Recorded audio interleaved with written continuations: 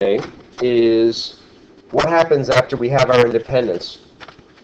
And the first constitution that we had, which was in fact not very effective.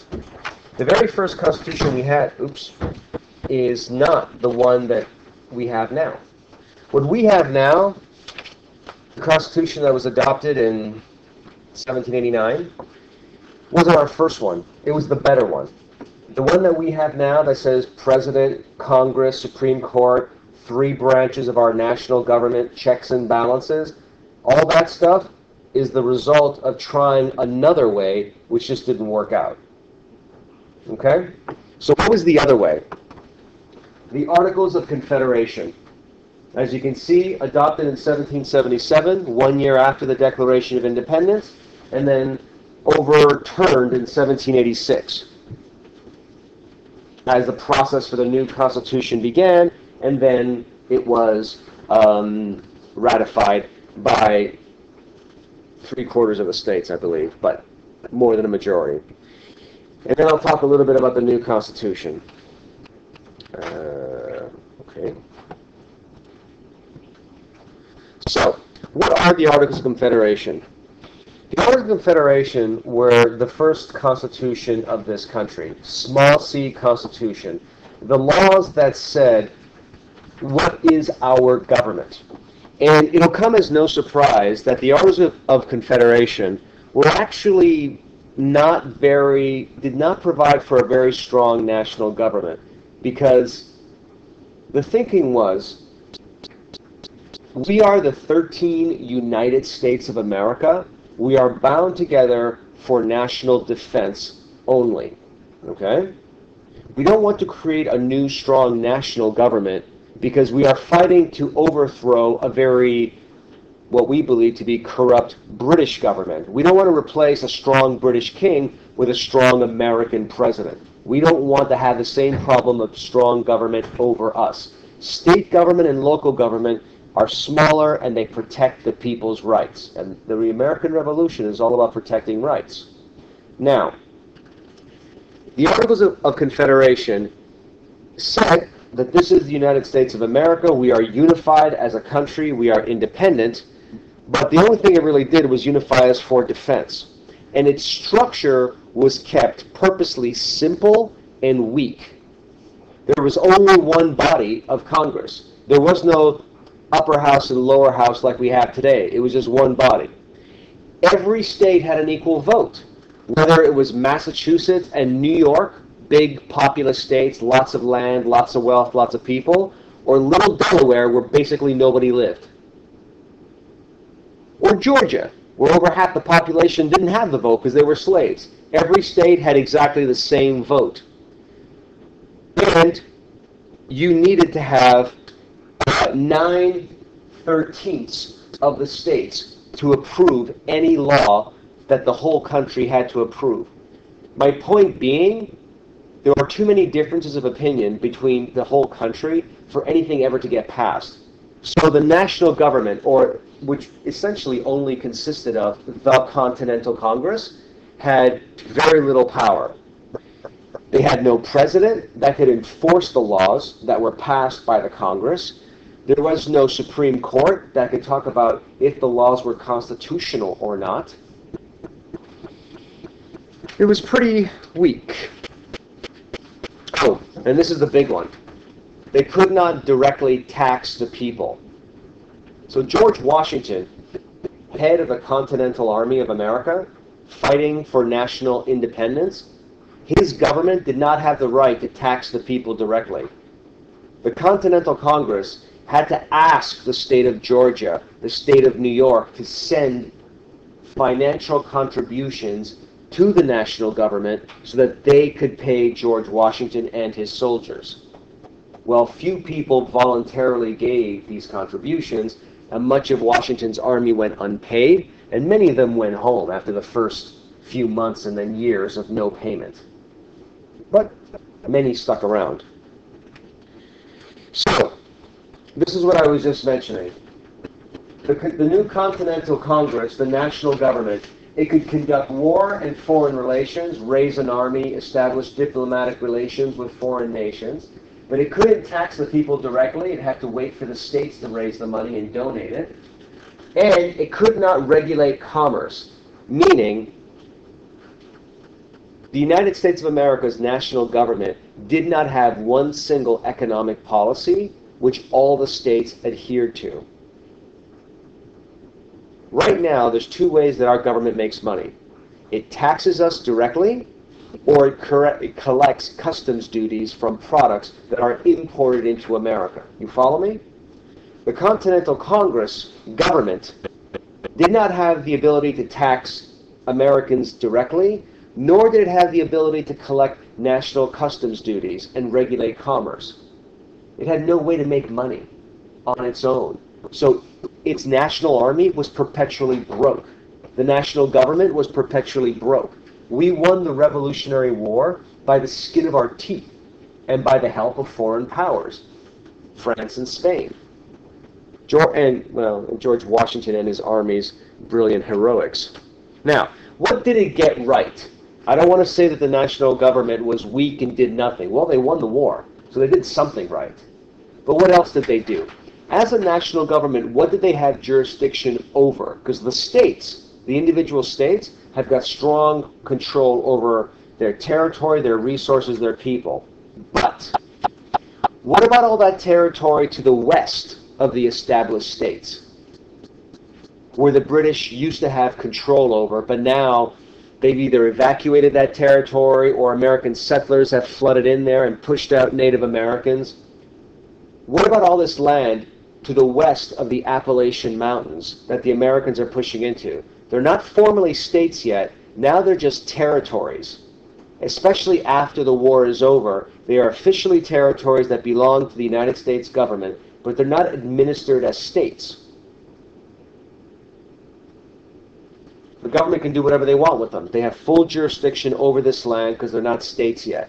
So what can they do? Well, they have a lot of competing a lot of competing interests. Native Americans who didn't want to be pushed off their land, they were basically ignored top to bottom, because Americans, once the British were kicked out, flooded over the Appalachian Mountains into modern-day Mississippi, Alabama, Louisiana, Kentucky, the Midwest, Ohio, Indiana, etc., etc. There were settlers who wanted inexpensive land, free land. And then there were the land companies who went in there, wanted to buy the land and sell it for a higher price.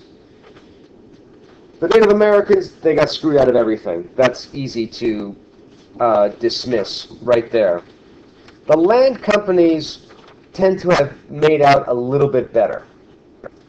And settlers, they got land, but maybe not as inexpensively as they wanted.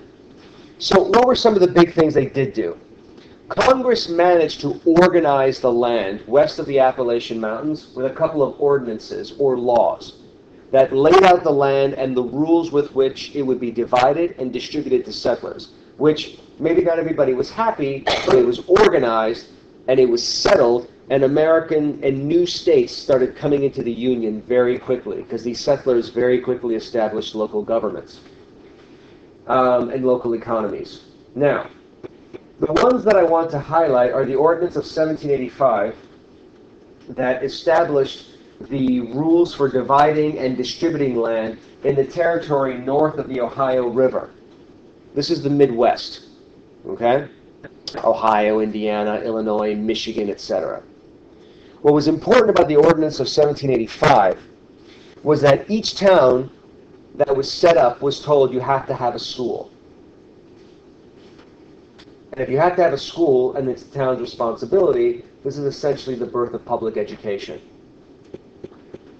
In the South, public education was not common, because in the South, where the government was controlled by majority white slaveholders, they weren't going to pay taxes to educate poor white children, right? Because the slaveholders could educate their own children. They weren't going to pay taxes to pay for poor white Southerners' education, nor were they going to pay for the education of slaves. So public education in the South didn't spread anywhere near as fast as public education in the North, partly because of this ordinance.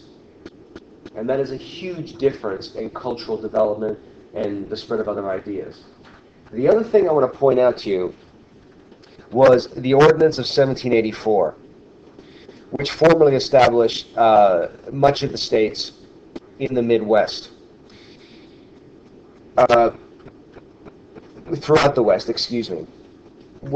I love this particular law because this law, when it started, is setting up the rules for how to divide and organize all the Western land west of the original 13 states. Congress voted on, so this territory to the west of the Appalachian Mountains, how are we going to organize it? What are we going to allow? What are we not going to allow? And in that vote on how to organize the Western territories, Congress came within one vote of banning the spread of slavery. Okay? Think about that for a moment. Do I have a map? I never know if I have a map. I don't have a map. That's too bad. All right. Nowadays, when we think about the American South, we think of Texas, Louisiana, Georgia, Alabama, and we think slave states, cotton-growing slave states. Of course it was going to be slavery down there, and it took a war to abolish it.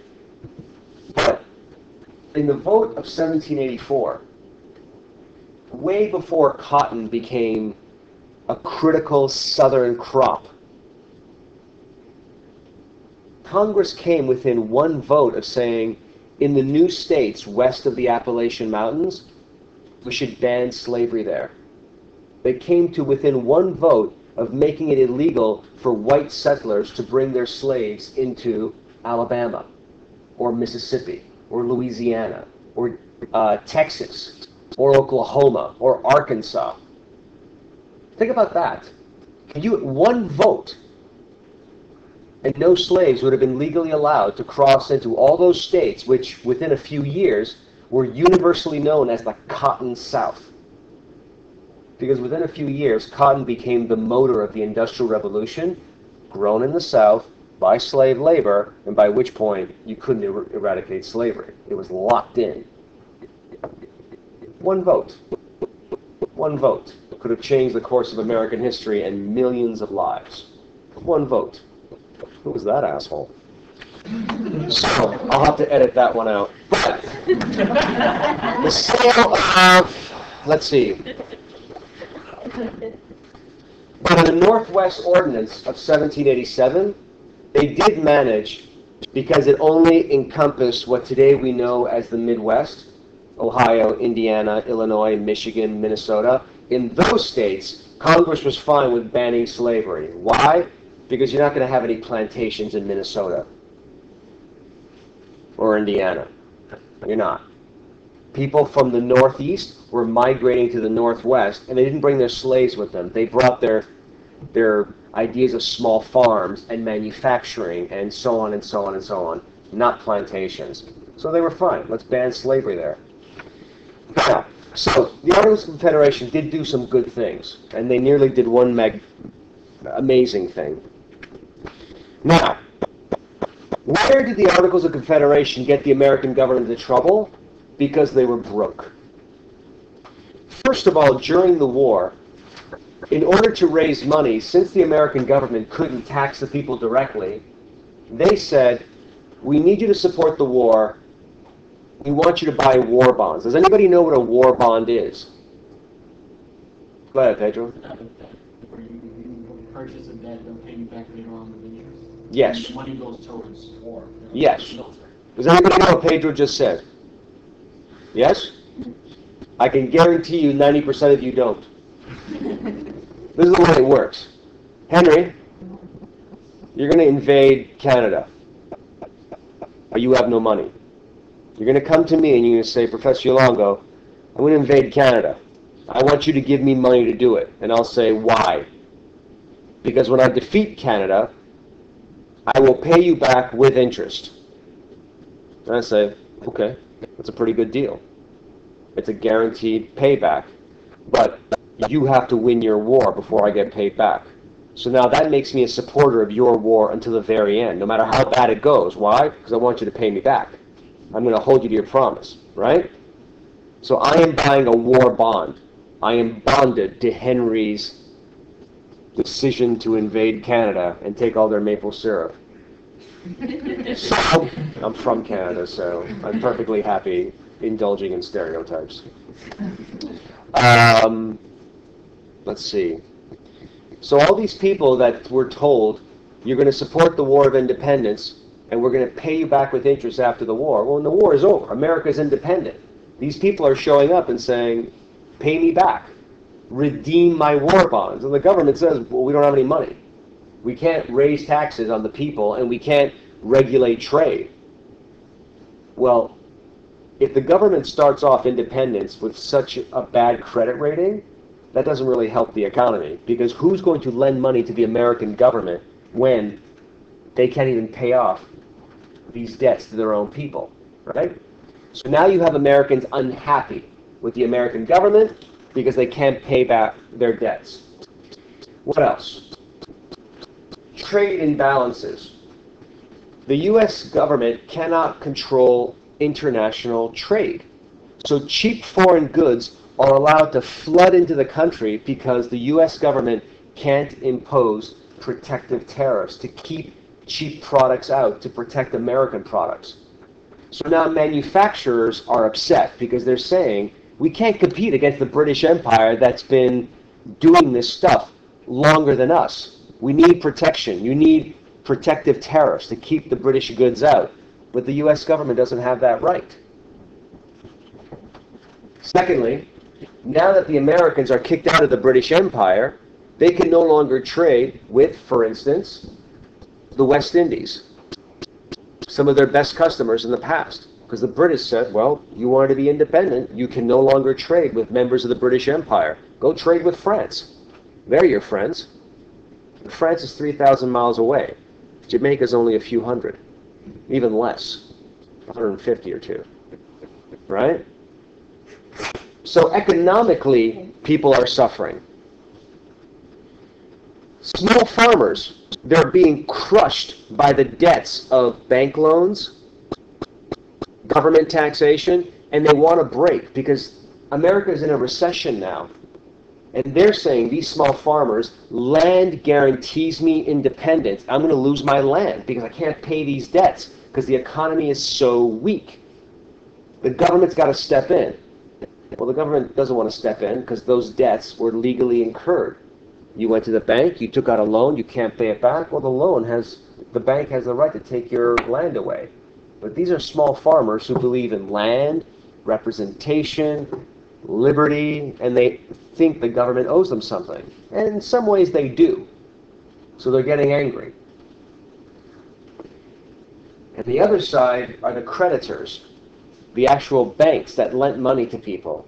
In some states like Rhode Island, the government stepped in and canceled the debts of many small farmers, which made the farmers happy, but then the banks were saying, I don't get it. We entered into this contract legally, and now the government is saying, forget about it? Well, then why would I ever enter into a contract with anybody ever again? Which is bad for the economy. If people say, I have no faith in contract, I'm not going to negotiate with you, because you can break our legal promise whenever you feel like it. Well, if banks stop lending money, you don't have an economy. Imagine every credit card you have, or student loan, or car loan, or any loan you have, disappearing, and everything had to be paid for by cash in your pocket. You have an economy of basic survival. So everybody's upset. And then things got completely crazy.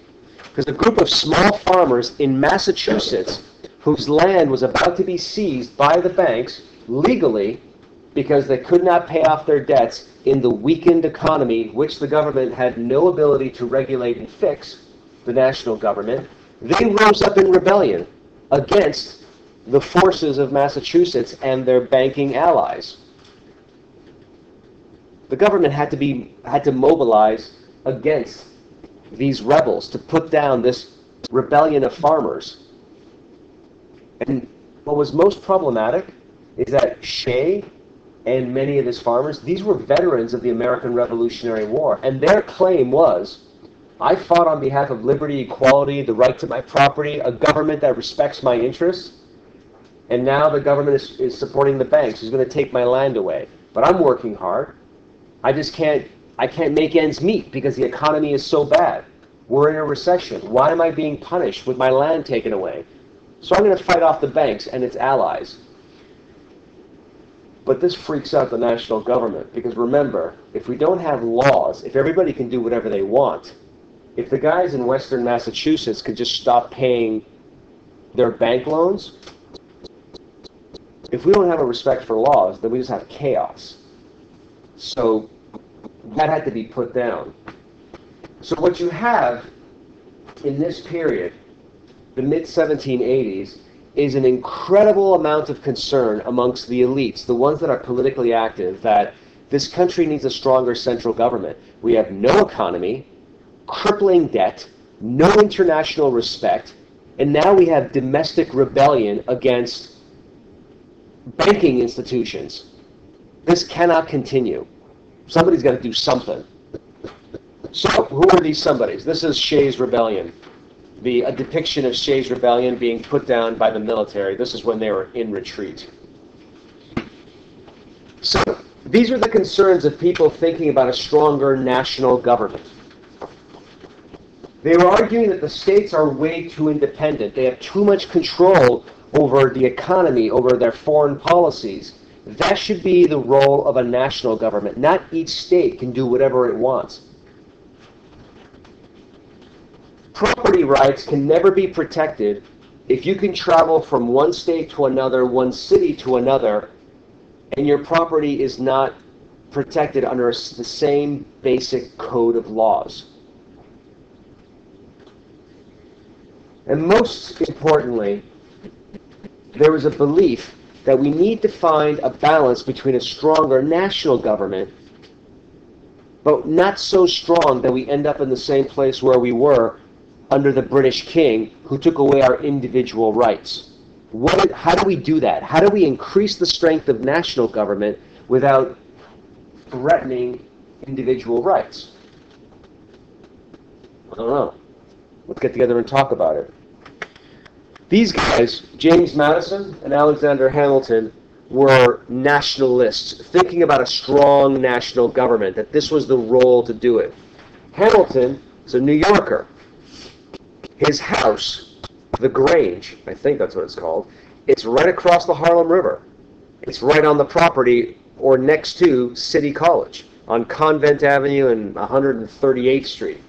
It's a nice little cottage. Which if you ever Google it, you went? And it's all surrounded by lots and lots of buildings and everything. Google the Grange and like pictures of it way back when Hamilton lived there at the end of the 1700s, and it's just surrounded by like ponds and trees. It's nuts that Upper Manhattan ever looked like fields and trees and forests and ponds, and it's crazy. So these two guys, both because of their experience in the Revolutionary War, had a strong national outlook. Both of them were involved in the Revolutionary War in terms of the Founding Fathers, or Hamilton was actually Washington's aide. So they were involved in a national enterprise, the war, or they served in the national government and saw how weak it was. But it wasn't just elite political leaders that thought we need a stronger national government. There was also the people that held the bonds that I talked about, and they wanted to be paid back. And they knew they'd only get paid back if a stronger government could raise money to pay them back. Large landholders, plantation owners, they were petrified of slave uprisings. And so they depended on a strong national government that if that should ever happen, there would be a power there to put down these uprisings. Merchants, the people who just couldn't compete because of the cheap foreign goods coming into their cities and their towns. They wanted a government to regulate the economy. And artisans, or just skilled workers. These guys couldn't compete either because the stuff they were making, they couldn't make it cheap enough to compete against the stuff being imported by Britain, where everything is mechanized. So, representatives from the many different states get together in Maryland in September of 1786, Annapolis, Maryland, where the Naval Academy is today. And their initial goal was, we're going to take the Articles of Confederation, we're going to read it over, and we're going to just make a few changes here and there. We're going to revise it. We're not going to do anything too radical. And what happened? They sat down, they looked it over, they started talking about the problems they were having, and they said, this isn't going to work. This that we have here, we can't revise. We have to basically start from scratch. Okay, so fast forward, a few months later, they go to Philadelphia at the Constitutional Convention, May 1787. Let me paint the picture for you. May 1787 in Philadelphia. It's hot. No air conditioning. None. A bunch of men in a room sweating in the humidity of the Northeast, which is worse then than it is now. And they're talking about independence and liberty and constitutions and bills of rights, and they're just talking. And they're talking and they're talking, and it's hot. And it's stinky.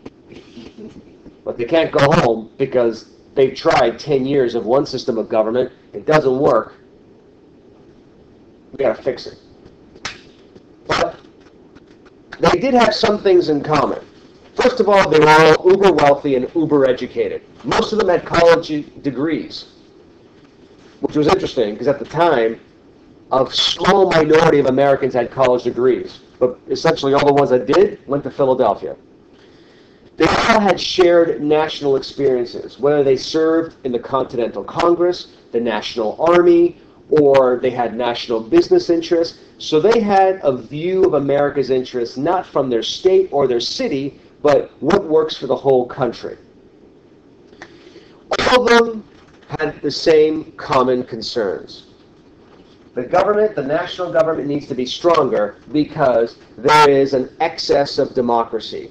Now you might say, what do you mean an excess of democracy? How can there be too much democracy? Well, what's democracy? What is democracy in its most basic definition? What is it? The right of voting. For who? All people? No, but technically, the definition of democracy, what does that mean? The right to vote for all people, all citizens. Yeah. Now, today, we take it to mean, well, regardless of race, class, gender. And we have an age limit, but it's kind of low. I think it's 18, right? Okay.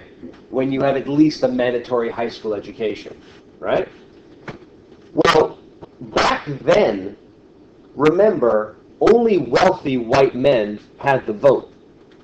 Only wealthy white men had the vote. Not wealthy, but let's say property white men.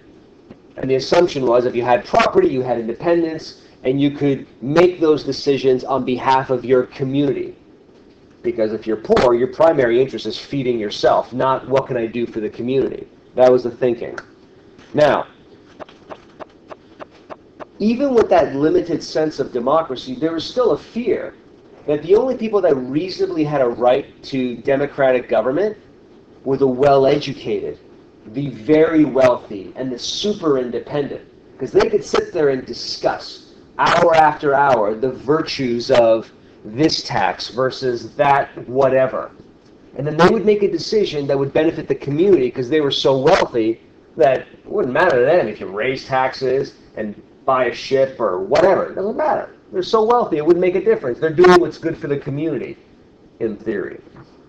But because of all that talk about democracy and equality and representative government, there's a lot of new people demanding input into their government, like these farmers in western Massachusetts who rose up in rebellion and didn't want to pay their bills because they figured, I have a right to not pay my bill because it's an unfair bill.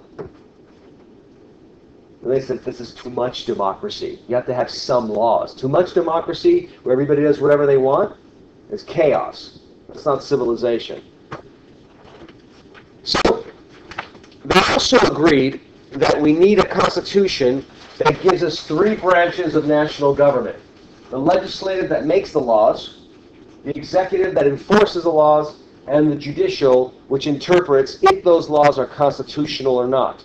These should be three branches of a national government, because if you put all the power into one branch, that's corruption. But if you separate it and there's checks and balances, which I'll talk about later, if the power isn't concentrated, you can't be corrupt, because there's always somebody else that could do something to take away your power if you exceed your boundaries.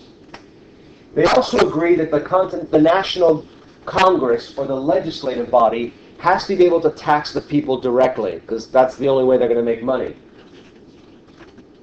They also agree that the individual states need to be reduced in power.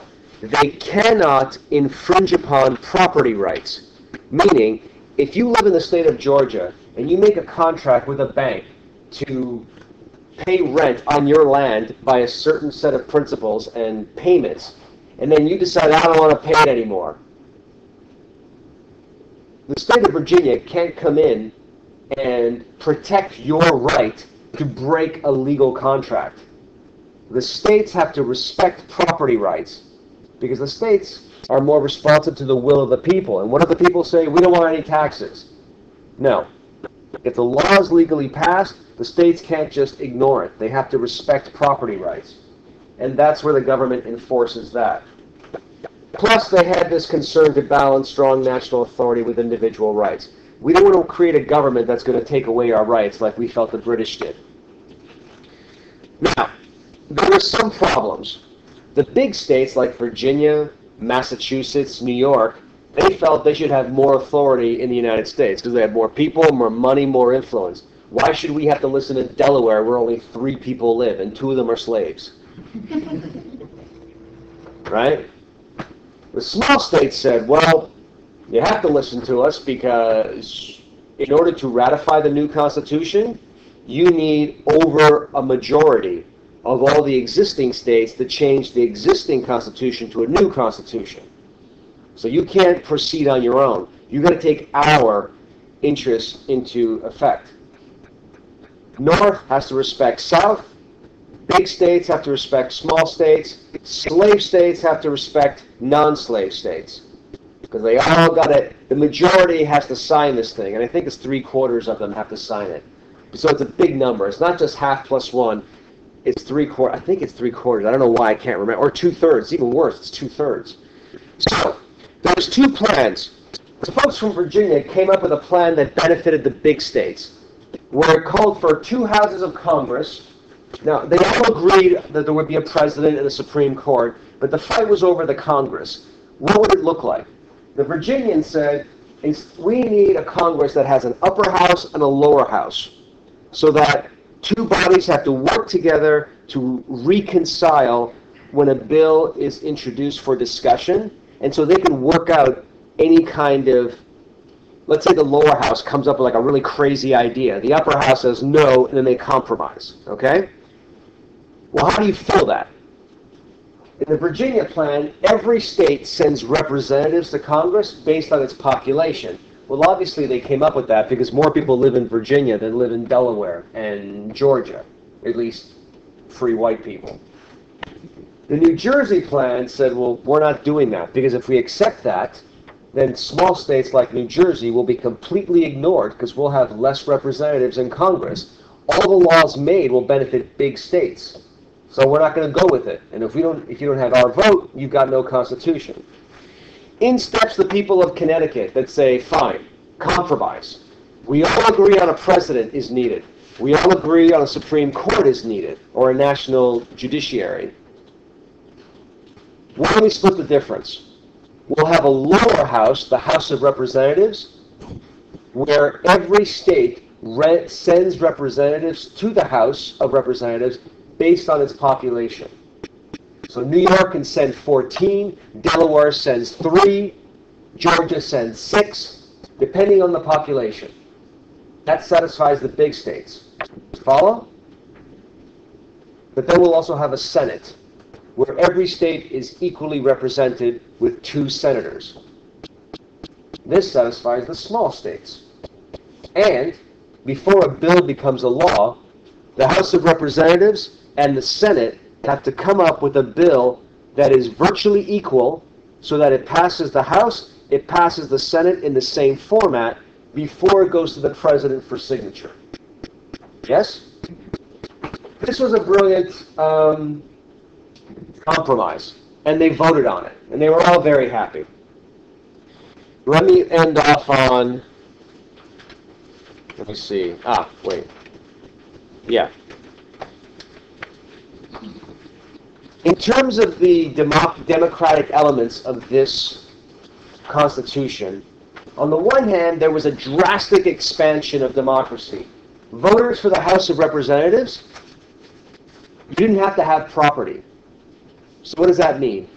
In those states where they expanded the right to vote for men without property, that was a slow and gradual development, right? When the U.S. House of Representatives was created, people were told, white men without property can vote for their national government right now. So technically, you could be in a situation where you were not allowed to vote for your state government because state elections require you to have some property, but you could vote for the national government, the U.S. House of Representatives. But eventually, all these restrictions were removed. The limits to democracy was that the Senate wasn't elected by the people directly, it was elected by the state legislatures. It's only contemporary Senate elections that are elected by us directly. The president is not elected by the people. He's elected by what's known as the Electoral College, which I will bet you every single dollar I own that nobody in this room can reasonably talk about the Electoral College, right? You know how on election night it says Obama has 87 million votes and John McCain has 73 million votes. But in the Electoral College, Obama has has got 300 votes and McCain only has 23. And he's like, how the hell that doesn't make any sense. They're pretty close in terms of the number of people that vote for them. The Electoral College is a formula that gives to each state a value based on its population. But it's a screwy value which is always outdated because we only count where we live in this country once every 10 years. In 10 years, people move. Right? What's that? Right. And we wait 10 years before we count them. So I'll explain that later. And the Supreme Court, we don't elect our Supreme Court justices. We elect the House of Representatives, we help populate the Senate, and we indirectly elect the president that chooses these guys. So I see you on Tuesday with discussion of the Constitution. And here's something I want you to focus on. When you're reading the selection of the Constitution, look for the word slavery. Just look for the word slavery. Okay? If you came in late, let me know.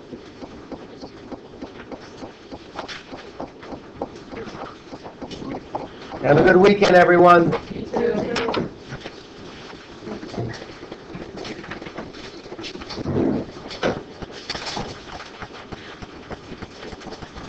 Ibrahim, Cynthia, Mustafa, Denise, Nadia, I've got homework.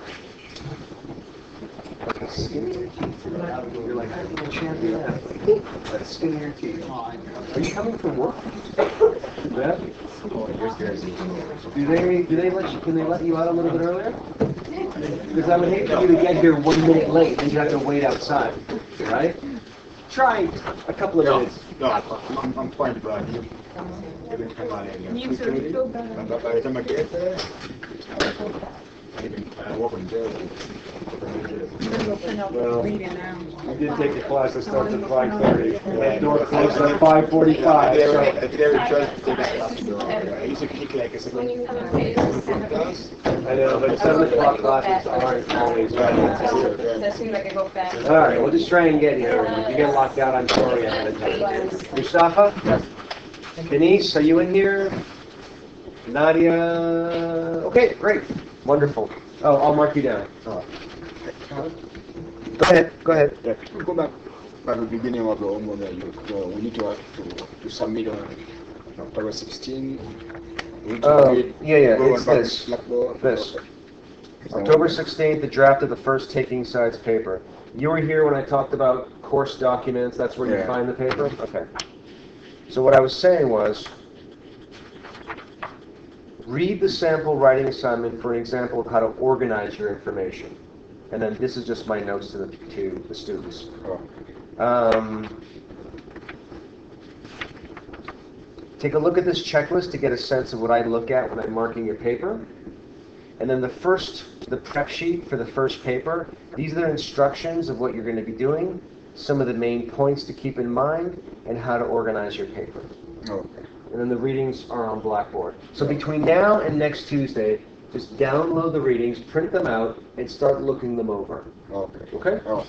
And then we have something that is due next class. Oh. All right? Okay, thank you. Okay.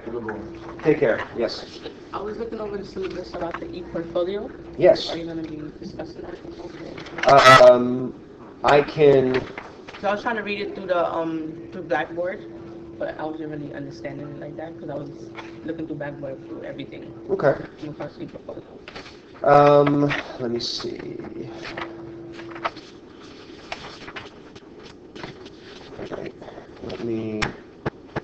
I always forget to turn off this recorder. Okay. So I should do that now.